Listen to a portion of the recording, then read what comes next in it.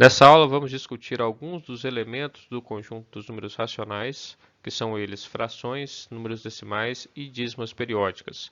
Vamos apresentar o conjunto dos números irracionais e, na sequência, vamos dar a noção intuitiva do que seria o conjunto dos números reais. Fração. Uma fração é o mesmo que divisão ou razão. Nesse caso, nós temos três maneiras de olhar para esse objeto. Vamos olhar para o objeto como sendo uma divisão. Nesse caso, o número de cima se chama dividendo e o número de baixo se chama divisor. Se eu der o exemplo, 2 em cima, 5 embaixo, dividendo 2, divisor 5. Eu devo ler 2 dividido por 5. O objeto visto como sendo uma razão, ele vai apresentar os seguintes termos. O termo de cima se chama antecedente, o termo de baixo se chama consequente. Então vamos dar um exemplo. 2 em cima, 5 embaixo. Nesse caso, eu devo ler 2 está para 5.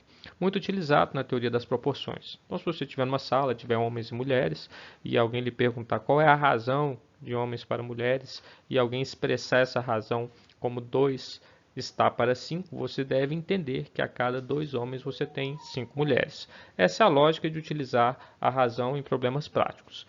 E o terceiro modo pelo qual podemos avaliar esse objeto é como uma fração propriamente dito, como parte de um todo. Então, no caso, o número de cima se chama numerador e o de baixo denominador. O exemplo, 2 em cima, 5 embaixo, ou seja, numerador igual a 2, denominador igual a 5. Nós devemos ler 2 quintos. A fração, então, é parte de um todo. Então, nós temos aí três maneiras de observar o mesmo objeto. Vamos aprofundar melhor a nossa compreensão sobre o objeto como fração.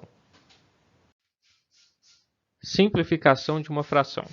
Simplificar uma fração é encontrar um número que divida tanto o numerador quanto o denominador ao mesmo tempo. Digamos que seja dada a fração 2 quartos. Então, eu posso procurar um número que divida o número 2 e o número 4 de forma simultânea. Esse número é o próprio 2. Observe, então, que agora eu consigo promover uma simplificação. Eu vou colocar aqui a barra e vou fazer primeiro 2 dividido por 2. Isso é igual a 1. Esse é o novo numerador. E agora, 4 dividido por 2, isso vai ser igual a 2. Esse é o novo denominador. Sendo assim, a fração 2 quartos pode ser simplificada para a fração 1 meio, ou 1 sobre 2. Fração. Vamos aprofundar um pouco a nossa compreensão. Fração é parte de um inteiro. O número que fica embaixo, o denominador, ele vai te informar quantas partes o seu inteiro está dividido. Enquanto o número que está em cima, ou seja, o numerador, ele informa quantas partes você deve considerar. Digamos que seja dado um inteiro. Imagine que seja uma pizza. E aí você tem a possibilidade de dividir isso aqui em quantas partes você quiser. Vou dividir aqui em 4 partes, só para criar um exemplo. Vamos selecionar uma dessas partes. Pronto. Aqui a fração que representa a parte em amarelo é 1 quarto, ou seja, o inteiro está dividido em 4 partes e eu devo considerar apenas uma dessas partes, 1 quarto. Agora, se eu selecionar também a parte de cá, seriam 2 partes de 4. Só que 2 quartos nós vimos no slide anterior que pode ser simplificado para 1 sobre 2. Então, aqui eu tenho uma parte de 2. É como se ele tivesse ficado dividido em 2 partes. Agora, se eu selecionasse 3 partes, a primeira aqui, a segunda aqui, a terceira aqui, aí sim, eu teria 3 partes de 4 em que o inteiro está dividido. E assim sucessivamente. A representação da parte e do todo funciona muito bem quando nós aplicamos essas ideias de que o denominador informa em quantas partes foi dividido, enquanto o numerador informa quantas partes você deve considerar. Tipos de fração. Fração própria. Fração própria é aquela fração onde o numerador é maior que o denominador. Exemplo, 2 terços. Fração imprópria. A fração imprópria é aquela onde o numerador é menor que o denominador. Por exemplo, 7 terços. Fração imprópria e número misto. Considere a fração 7 terços. É muito comum que os alunos tenham dúvidas na abordagem desse exemplo. Afinal, a definição dada anteriormente nos diz que o número que aparece embaixo se chama denominador e ele informa o número de partes em que um objeto foi dividido. Já o número de cima, o numerador, informa quantas partes devem ser consideradas. Nesse caso, os alunos acabam se perguntando: como eu posso considerar 7 partes de um objeto que só foi dividido em 3? A resposta para esse tipo de pergunta é até simples. Ela reside no fato de que se pode considerar o objeto por mais de uma vez. Então, eu vou considerar aqui um objeto inicialmente dividido em 3 partes. Observe que cada parte representa 1/3 do objeto. Vou considerá-lo novamente. Então, aqui eu vou ter o objeto dividido em 3 partes, cada parte representando 1/3. Por fim, pela última vez, eu vou considerar o objeto, porém, agora eu me interesso apenas por uma das partes daquelas 3 que o objeto apresenta. Observe aí quantas partes nós temos no total. 1, 2, 3, 4, 5, 6, 7. Nós temos 7 partes de 1/3. Em outras palavras, nós temos 7/3. Essa é a ideia por trás de uma fração imprópria. Observe que, a partir desse esquema, eu vou conseguir compreender com muita clareza o significado de um número misto. Olha aqui, isso é um número misto. E esse número misto deve ser lido como sendo 2 inteiros e 1/3. E é exatamente isso que ele representa. 2 objetos inteiros mais uma parte de 1/3. Caso exista a necessidade de fazer a passagem de uma fração imprópria para o número misto, você pode fazer isso aqui, olha, multiplicar 3 vezes 2 e depois somar com o numerador. 3 vezes 2 dá 6, 6 mais 1 dá 7. E aí você tem o numerador 7. O denominador é sempre o mesmo, tanto na fração imprópria quanto no número misto. Dessa forma, você sempre que precisar pode fazer a passagem. Pode se organizar também, no sentido de fazer um esboço do significado da sua fração imprópria. Frações equivalentes. Frações equivalentes representam sempre a mesma quantidade e elas são originadas pela multiplicação do numerador e do denominador por um número fixo. Vamos ver aqui alguns exemplos. Eu tenho 1 sobre 2 igual a 3 sobre 6, igual a 9 sobre 18, que é igual a 18 sobre 36 e assim sucessivamente. Observe, 1/2 é igual a 3/6. Sim, porque aqui eu só multipliquei em cima e embaixo por 3. 3/6 é equivalente a 9/18. Verdade, porque eu multipliquei em cima e embaixo por 3 novamente. 3 vezes 3, 9. 3 vezes 6, 18. 9/18 é equivalente a 18/36. Verdade, eu multipliquei em cima e embaixo por 2. Então, frações equivalentes elas podem ser geradas de forma aleatória, da maneira como você precisar ou da maneira como você quiser. E se você estiver trabalhando em alguma situação prática e aparecer, por exemplo, uma fração 18 sobre 36, você pode simplificá-la e trabalhar com a fração mais simples possível, que seria 1/2. Fração irredutível. Nós denominaremos por fração irredutível as frações que não permitirem nenhum tipo de simplificação. Do ponto de vista matemático, nós podemos dizer que o numerador e o denominador são primos entre si. Números primos entre si são aqueles onde o maior divisor comum entre eles é o número 1. Em outras palavras, você não consegue nenhum tipo de simplificação, pois o maior número que divide ambos os números seria o número 1, não faz diferença. Então vamos aqui ao exemplo, 3/5. 3 e 5 são primos entre si, o maior divisor comum entre eles é 1, ou seja, eu não consigo mais simplificar essa fração. Por isso eu digo que essa fração é irredutível. Fração aparente. Como o próprio nome sugere, é uma fração que só parece fração, mas não é. Ela é uma fração imprópria e, ao ser simplificada, ela vai gerar um número inteiro. Olha o exemplo, 6 sobre 3. Então, simplificando isso, ou dividindo, 6 dividido por 3, nós vamos encontrar 2. Se você simplificar em cima e embaixo por 3, você vai chegar na fração simplificada 2 sobre 1. Então, 2 sobre 1 é 2. 2 dividido por 1 dá 2. Por isso, eu vou dizer que 6/3 é uma fração aparente. Soma e subtração de frações de mesmo denominador. Para somar ou subtrair frações que apresentem o mesmo denominador, basta manter esse denominador e fazer a operação de soma ou subtração apenas com os numeradores. Veja o exemplo. Vamos considerar que é a fração 3/7 somada com a fração 1/7. Então, observe que nós mantemos o denominador, que é 7, e fazemos a operação de soma apenas nos numeradores, 3 mais 1. Logo, a resposta final é 4/7. Vamos ver a representação gráfica dessa ideia. Vamos considerar aqui um objeto dividido em 7 partes, das quais nós consideramos apenas 3 partes. Então, esse objeto aqui é a representação da fração 3/7. Vamos somar isso a um objeto dividido em 7 partes, das quais consideramos apenas uma parte. Isso daqui é a representação do objeto 1/7.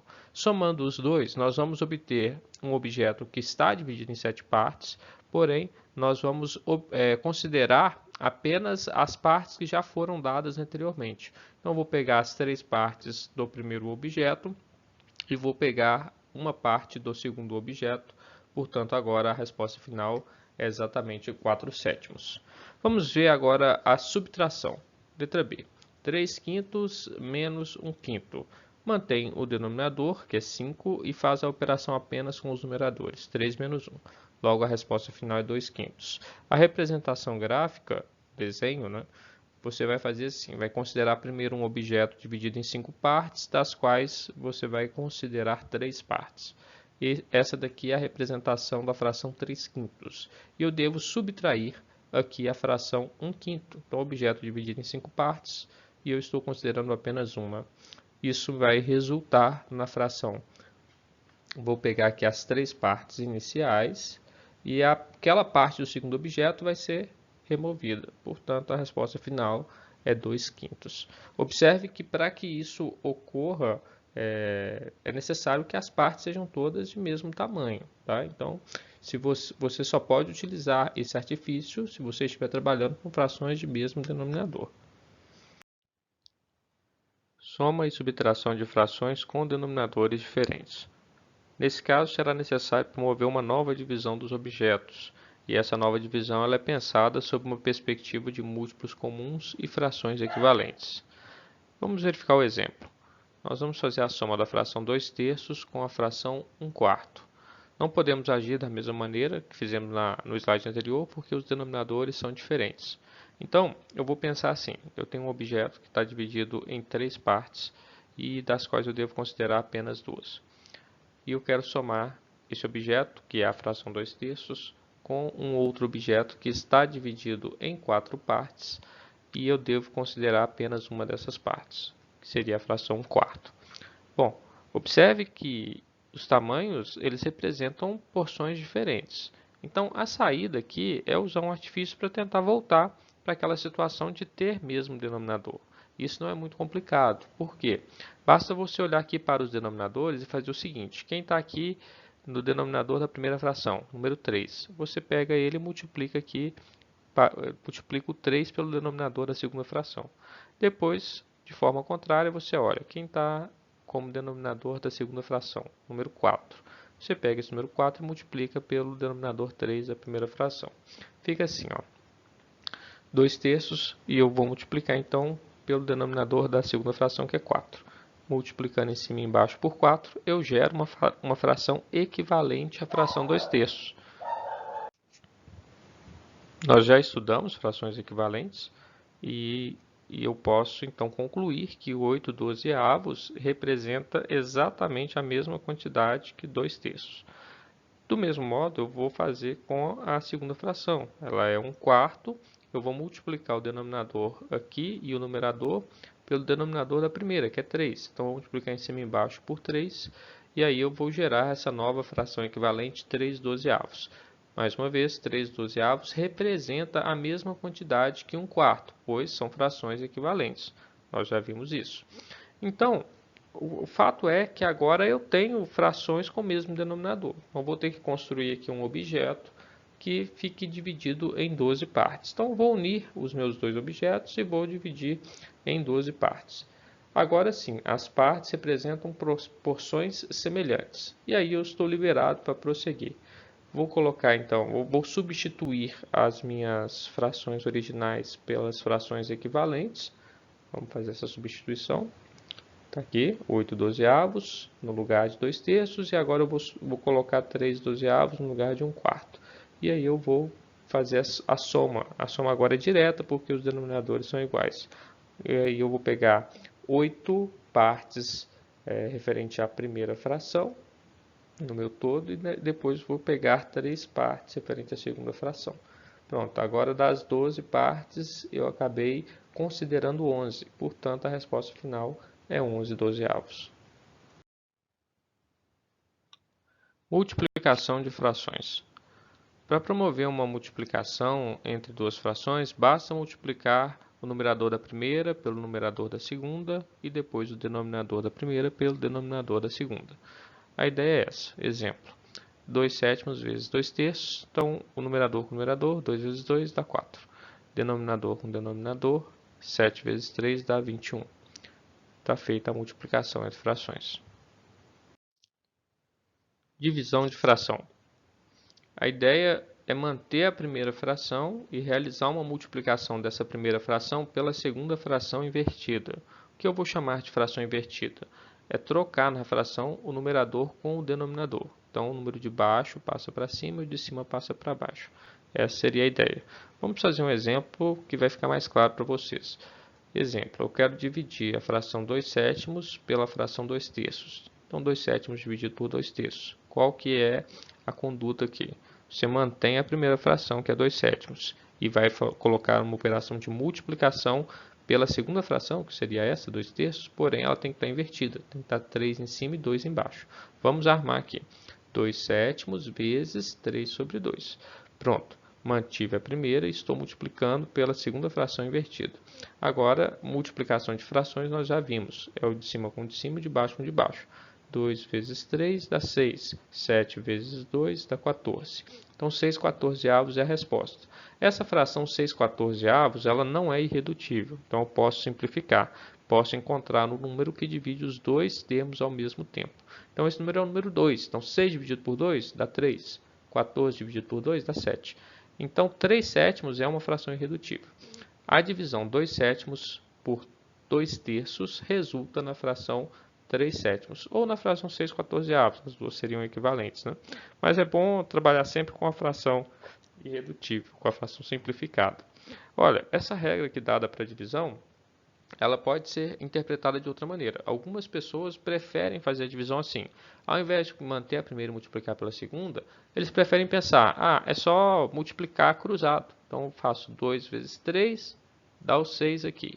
2 vezes 7 dá o 14 aqui embaixo. Depois simplifica. Então, fica a escolha aí do que for mais fácil para vocês. E se ainda houver uma terceira via, uma terceira possibilidade de execução da divisão de frações, não tem problema. Se está chegando sempre nos mesmos resultados, mantenha da maneira como está acostumado a fazer. Toda fração pode ser escrita como um número decimal. Para escrever uma fração como número decimal, basta você dividir o numerador pelo denominador. É efetuar a divisão. Vamos ver aqui alguns exemplos. Primeiro, 1/10. Como que eu escrevo 1/10 em número decimal? Você divide 1 dividido por 10. E aí, como se faz essa divisão? Fazer 1 dividido por 10 não tem jeito. Toda vez que você tenta dividir alguma coisa e não consegue, você coloca o zero com a vírgula aqui embaixo. Pronto, está informando. 1 dividido por 0 dá 0 vezes, não dá para dividir. Aí, qual que é a possibilidade para que você continue pensando nessa divisão? Seria aumentar o número que está funcionando aqui como dividendo. Então, eu tenho que aumentar esse número 1. Para aumentar, você vai inserir zeros. Então, eu vou colocar aqui um zero para ver se ele aumenta. Aumentou. Agora virou 10. E 10 dividido por 10 eu tenho condições de fazer. 10 dividido por 10 dá 1. Agora eu faço o caminho contrário aqui só para tirar a prova. 1 vezes 10 dá 10. Então, 10 menos 10 passa aqui e dá 0. Pronto, acabou a minha conta. Ou seja, 1/10 ele é representado pelo número decimal 0,1. Vamos fazer outro exemplo? Vamos colocar aqui 1/100. Bom, mesma coisa. Vou armar a operação de divisão. 1 dividido por 100. Tá, vou tentar fazer 1 dividido por 100. Não consigo. Então, 0. Quando eu tento dividir 1 por 100, não dá nada, dá 0. Eu só tenho uma possibilidade, tentar aumentar esse número 1. Então, vou inserir aqui um 0 aqui para ver se ele aumenta. Aumentou, virou 10. Vou tentar dividir de novo. 10 dividido por 100. Não dá para fazer. Toda vez que eu não consigo fazer, eu tenho que colocar 0. Então, 10 dividido por 100, 0 vezes. Não deu para fazer. Bom, então vou ter que aumentar de novo. Então, vou colocar mais um 0. 100. Agora sim. 100 dividido por 100 dá 1. 1 vezes 100. Então, vamos multiplicar, né? 1 vezes 100. 1 vezes 100 dá 100. 100 menos 100. Resposta final 0. Acabou minha conta. Portanto, 1/100 ele é bem representado pelo número decimal 0,01. É importante agora você começar a fazer algumas análises. Por exemplo, um 0, um único número depois da vírgula. 2 zeros, dois números depois da vírgula. Se fossem 3 zeros, 1 dividido por 1000, seria 0,001. Você teria 3 números depois da vírgula. O último número sempre vai ser o número 1, quando a divisão for por múltiplos de 10, né? E a quantidade de casas decimais é a mesma quantidade de zeros. Então, você pode usar essa estratégia aí para não precisar de ficar armando divisões quando for divisão por múltiplos de 10, tá bom? Se aqui fosse 2 ao invés do número 1 no numerador, a única diferença é que o seu decimal aqui terminaria em 2. Tá? Se fosse 35, terminaria em 35. Vamos fazer outros exemplos aqui para a gente ver. Vamos fazer agora um quarto.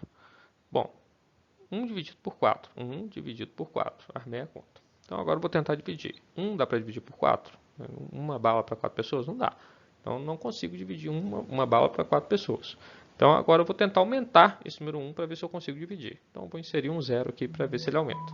Aumentou. 10. 10 dá para dividir por 4? Dá. Se eu divido 10 balas para 4 pessoas, cada pessoa ganha 2 balas. 2 balas para cada pessoa, tem 4 pessoas, 2 vezes 4. Multiplica aqui, 2 vezes 4. 2 vezes 4 dá 8. Então, 10 menos 8, sobraram ainda 2 balas. Então, quando eu divido 10 balas para 4 pessoas, cada pessoa ganha 2 balas e ainda sobram 2 balas. Vou continuar a conta. Vou colocar um 0 aqui no lugar depois do 2, para ele virar 20. E vou fazer de novo a operação. 20 dividido por 4. 20 balas para 4 pessoas. 5 balas por pessoa. Então, 4 vezes 5, 20. 20 menos 20 dá 0.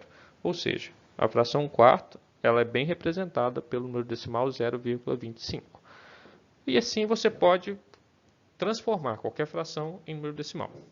Bom, o último exemplo, vamos fazer aqui uma divisão que é 1 dividido por 3. Tá? Uma fração 1/3. Então, vou dividir 1 dividido por 3. E aí a conta vai ficar assim. 1 dividido por 3 não dá para fazer. Então, 0. Vou aumentar o número. Insere o 0 aqui no dividendo. 10 dividido por 3. 10 balas para 3 pessoas. Cada pessoa ganha 3. 3 vezes 3 dá 9. 10 menos 9 dá 1. Bom, como eu tenho o resto, eu vou tentar a continuação. Então, vou aumentar o número. Coloco um 0. 10 dividido por 3. 3 de novo. 3 vezes 3, 9. 10 menos 9 dá 1. Então eu vou tentar de novo. Olha, se você for ficar fazendo tentativas assim, você vai ficar para sempre, né? Ela sempre vai ter esse comportamento. Então, você vai colocar um 0, vai virar 10, você vai dividir por 3, vai dar 3, vai multiplicar, 3 vezes 3 dá 9, 10 menos 9 vai sobrar 1, você vai pôr um 0 de novo. Então, você fica nesse processo indefinidamente.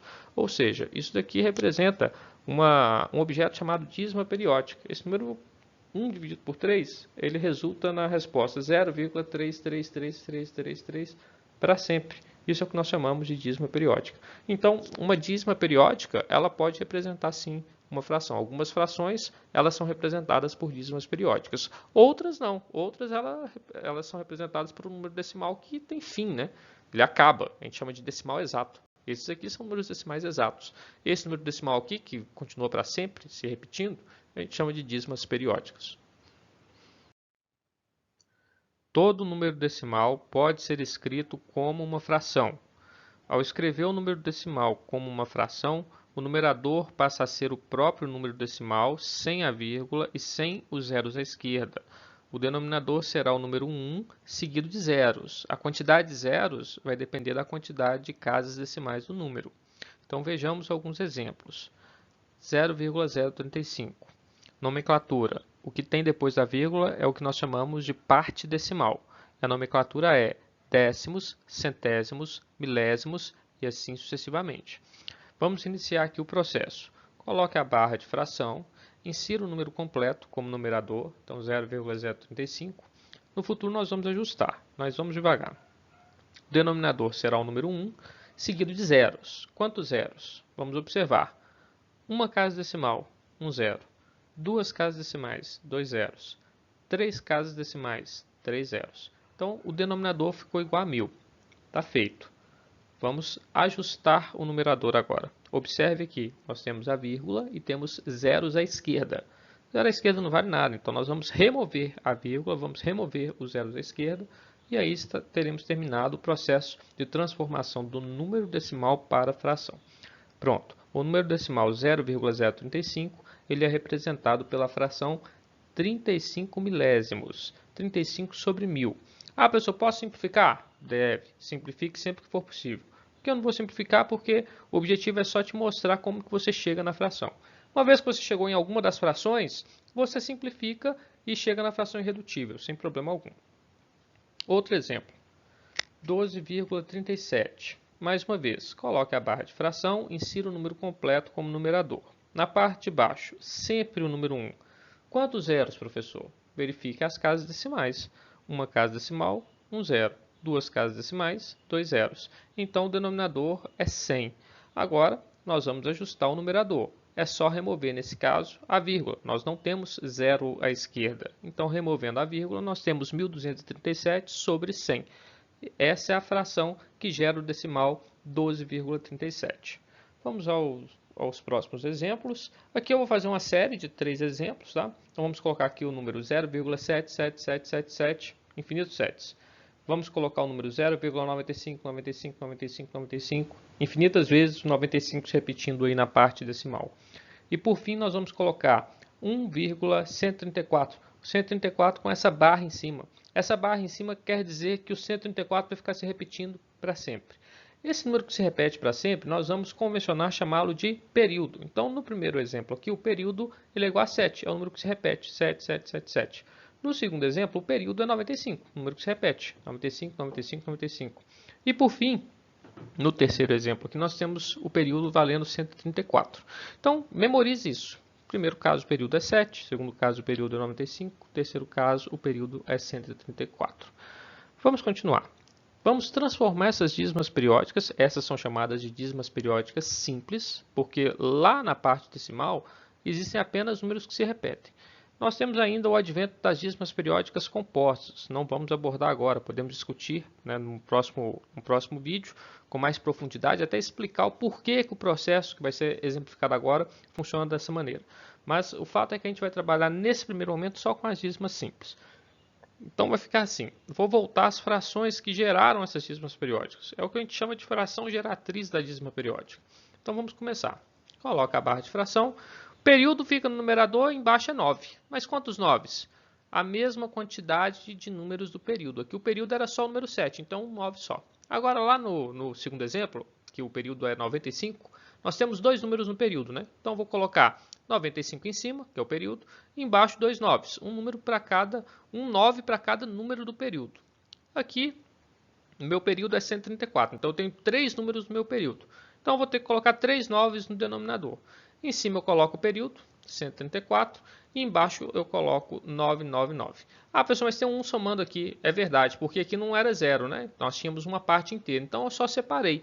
1,134 é 1 mais 0,134.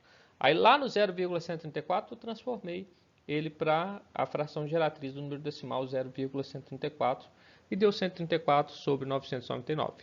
Então, o processo para retornar a fração geratriz de uma dízima periódica simples, ele é de fato simples, né? Basta olhar para o período, coloca o período no numerador e no denominador você coloca 9. A quantidade de 9 depende da quantidade de números que você tem no período. Se o seu número tiver uma parte inteira, você separa, trabalha ali só na parte decimal e faz o procedimento. Futuramente vamos abordar o tema dízimas periódicas compostas e vamos dar uma justificativa plausível do porquê do 9 figurar aqui no denominador das frações. Conjunto dos números racionais. Representaremos pela letra Q de quociente. O conjunto dos números racionais ele vai receber todas as frações, todos os números decimais exatos e todas as dízimas periódicas. Isso porque ele identifica os seus elementos da seguinte maneira. O conjunto dos números racionais Q é igual a elementos x, tais que esses elementos x ao qual fizemos referência, eles sejam escritos como sendo uma fração, onde o numerador e o denominador pertencem ao conjunto z, que é o conjunto dos números inteiros. Observe ainda que o denominador pertence ao conjunto dos números inteiros, porém não pode ser zero. Isso porque não existe divisão por zero. Com essa definição, nós podemos inserir dentro do conjunto Q todas as frações que existem, todos os números decimais exatos, porque eles podem ser escritos como frações, e todas as dízimas periódicas, porque as dízimas periódicas permitem a você encontrar a fração geratriz, que obedece a esses critérios estabelecidos de ser escrito como uma divisão entre dois números inteiros. Conjunto dos números irracionais. Os números irracionais, eles são divididos em dois grupos. Nós temos o grupo dos números irracionais algébricos, são aqueles que são raízes de alguma equação polinomial, e nós temos os números irracionais chamados transcendentes ou transcendental. Bom, na classe dos algébricos, nós temos as figuras do tipo raiz quadrada de 2, raiz quadrada de 7, raiz quadrada de 26. Esses números são chamados números irracionais. Já os transcendentes são aqueles da classe do π, que vale aproximadamente 3,14, a classe do φ, que vale aproximadamente 1,618, o número de Euler, que vale aproximadamente 2,718. Eu chamo a atenção para o seguinte fato: os transcendentais, o π, φ, o epsilon aqui representando o número de Euler, eles apresentam uma parte decimal que não se repete. É uma parte decimal que não apresenta nenhum tipo de padrão. Ela é infinita e totalmente bagunçada. Tá? Isso aí difere bastante das dízimas periódicas e dos números decimais exatos que estudamos anteriormente. Tá? Então, todas as vezes que você observar números que não permitem o cálculo da raiz, você vai estar trabalhando com um número irracional algébrico. Ou esses números que são bem conhecidos, né? Alguns deles são bem conhecidos, outros nem tantos, que são os números irracionais transcendentes. São aqueles escritos aqui, né, em algumas vezes por fórmulas matemáticas ou na sua forma decimal. A principal característica é você não conseguir uma padronização aqui na parte decimal do número. Conjunto dos números reais, representaremos pela letra R. Nós não vamos fazer uma formalização matemática do conjunto dos números reais, nós vamos dar uma noção, uma ideia do que seria esse conjunto. Esse conjunto ele vai receber praticamente todos os números estudados até o presente momento, e a gente pode construir uma noção assim bem superficial da seguinte perspectiva. Nós vamos imaginar o conjunto dos números reais como sendo uma união entre o conjunto dos números racionais e o conjunto dos números irracionais. Eu deixei assim bem desproporcional, porque nós já sabemos, por estudos matemáticos, que a quantidade de elementos do conjunto I é muito superior à quantidade de elementos do conjunto Q. Isso tem a ver com aquela questão do dimensionamento, né, do infinito, que nós já discutimos aí em aulas anteriores. Então, o conjunto dos números reais, ele pode ser escrito como a união entre o conjunto dos números racionais e o conjunto dos números irracionais. E, a grosso modo, ele vai acabar absorvendo aí boa parte dos números que você está acostumado a lidar com eles no dia a dia.